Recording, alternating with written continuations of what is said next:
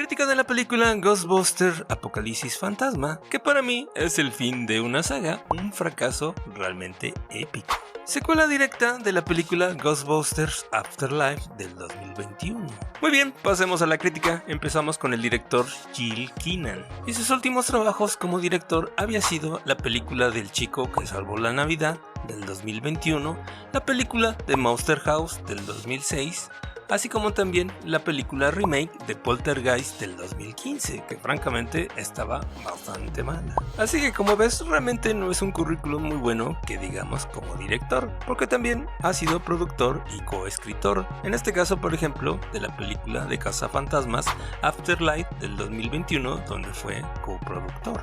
Y en esta película también funge como coescritor y coproductor, por eso prácticamente le echo toda la culpa de esta película a él. Ahora sí que perdón amigo, pero realmente tú estás en el primero de mi lista, porque creo que esta película lo que le falla es precisamente la dirección y el guión, dado que me parece que fue demasiado ambicioso queriendo meter demasiados personajes, demasiadas referencias, así como también personajes de la vieja guardia, es decir, de las primeras películas, así como también los personajes nuevos de la primera película, es decir, la película del 2021. Y para colmo de males le agregas otros personajes nuevos que tampoco no tenían nada que ver y que fácilmente te los podías haber evitado. Porque esta película se siente que como que quiere abarcar demasiadas cosas, demasiados temas y demasiadas referencias y de demasiados personajes, pero a la mera hora no aprieta y no se enfoca en ninguno de ellos. La única que intentan desarrollar viene siendo el personaje de Phoebe Spliger, pero está mal escrito y mal dirigido,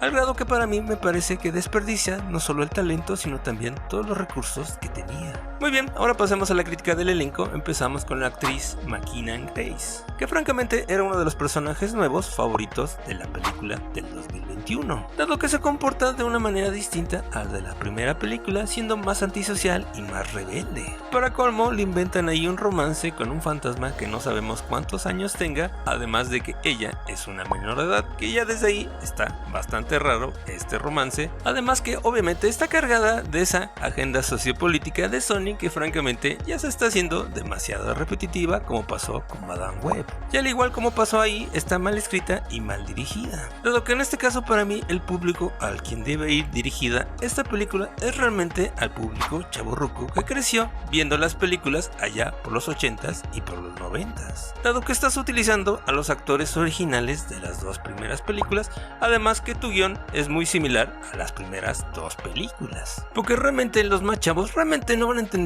ninguna referencia de las películas viejas, así como también les viene valiendo los actores de la vieja guardia, así que haces una película para la gente mayor o haces una película para la gente joven con los nuevos cazafantasmas. Pero en esta película realmente se quedaron a la mitad. Como por ejemplo desperdician al actor Finn Wolfhard, el que vimos en la serie de Stranger Things, pero también desperdician a Paul Rudd, el que vimos no solo en las películas de Ant-Man, sino también en la primera película de 2021. Y además para colmo me metes personajes nuevos que nada que ver, como el actor Kumail Nanjiani o el actor Patton Oswalt, que como todos sabemos son bastante buenos actores, pero en esta película están desperdiciados porque sus personajes también me parecen mal escritos, y además ocupan espacio para personajes que sí conocemos tanto de las primeras películas como de los clásicos.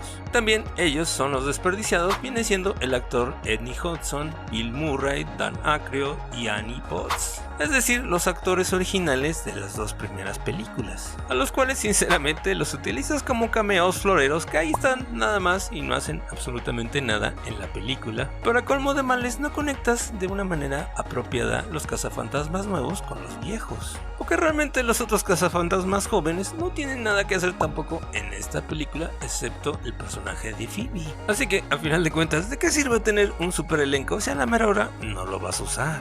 Ahora pasemos a la crítica de la producción, que en este caso estaba Jason Reitman, que ojalá hubiera dirigido también esta película como lo hizo con la película del 2021. Además también él fue quien escribió la película del 2021, lo que me da a entender que realmente él era el talento tras el éxito de la primera película del 2021, porque tanto la dirigió como la escribió.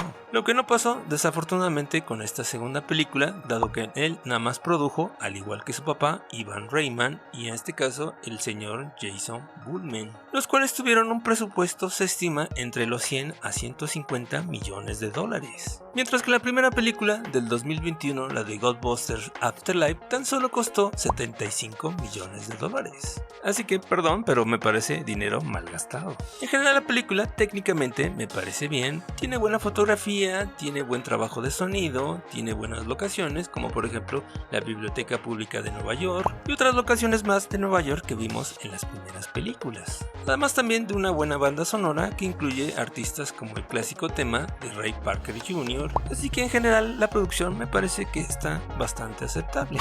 Muy bien, ahora pasemos a la crítica del guión, que en este caso fue a cargo del mismo director, Jill Keenan, estuvo Jason Reitman, lo cual me sorprende bastante, y estuvo el otro escritor, Jason Bluefield, donde la verdad sí me pareció muy mal guión porque tenía todo para hacer una buena película, dado que la familia de los Spieglers realmente tenía bastante potencial de convertirse en un equipo original de los cazafantasmas. Por eso en los primeros minutos de la película me gustaron bastante porque se ve esa interacción familiar de la familia Spiegler. Y francamente yo pensaba que la película iba a ir más por ese lado. Pero posteriormente tenemos el cameo floreo de todo el elenco de 1984 de los cazafantasmas. Y en ese momento pensé, vamos a tener una película con los viejos cazafantasmas. Y nada más incorporar a los nuevos cazafantasmas de vez en cuando. Pero resulta que a la mitad de la película me presentan otros nuevos personajes que no tenían nada que ver ni con los nuevos ni con los viejos. Y además de un romance ahí bastante extraño, y ahí es donde ya no supe de qué iba la película. Así que, desafortunadamente para mí, la franquicia y esta película se ve reducida simplemente a un desfile de imágenes huecas y familiares, así como también es ligeramente reempaquetada de la película 1 y 2 original de los cazafantasmas. Básicamente nada más copiaron y pegaron de aquí a allá, con la esperanza que volvamos a sentir esas emociones que sentimos cuando vimos las dos primeras películas de los cazafantasmas. Muy bien, ahora pasemos a lo que dice la crítica mundial sobre esta película. En este caso el Metascore anda sobre 46 sobre 100, basado en 48 reseñas. Es decir, en pocas palabras, la película está súper reprobada, pero también en la calificación de la gente, la cual le pone un 5.7 hasta el momento. Así que como ves, no les ha gustado nada, ni a los críticos, ni al público en general, esta película. Que francamente yo también estoy totalmente de acuerdo con ellos, así que en mi caso le voy a poner una calificación de 5.5. Así que en resumen, para mí la película intenta evocar ese pasado y esas referencias y esos personajes y películas queridas de los 80s, pero también intenta de alguna forma meterse a contar una historia más moderna para una nueva generación, pero a la mera hora termina fracasando en ambos sentidos. Y ni siquiera los efectos especiales son suficientes para salvar a esta película. ¿O qué piensas tú? Tenlo en los comentarios. Por lo pronto te recomiendo este video de la crítica del problema de los tres cuerpos, la serie de Netflix. Nos vemos en el siguiente video. Y claro, no te olvides de suscribirte, dale like con campanita. Gracias por el apoyo. Bye.